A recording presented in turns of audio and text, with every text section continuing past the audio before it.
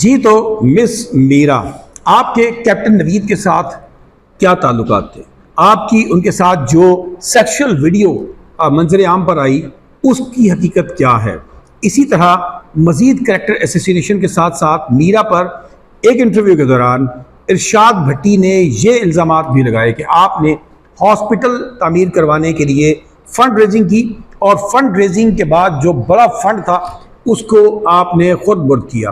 اس کی تفصیلات سامنے لائیے۔ تو جناب اس طرح کے پرسنل کوسچنز کے بعد، ذاتی کریکٹر اسوسیشن کرنے کے بعد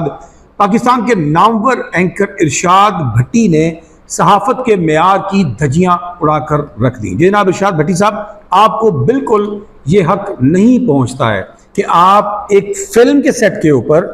فلم کے جو متعلقہ اس کا جو اسکرپٹ ہے اور اس کے جو سینز ہیں، جو اس کے بارے میں جو ان کی لائحہ عمل ہے، اس کے اوپر آپ انٹرویو کرنے کے لیے جاتے ہیں اور وہاں جا کر اپنے پوڈ کاسٹ میں آپ میرا کی پرسنل کریکٹر اسیسینیشن کرنا شروع کر دیتے ہیں اور اس کے کردار پر اس قدر غلط انداز میں آپ نے انگلیاں اٹھائیں کہ جس کے بعد میرا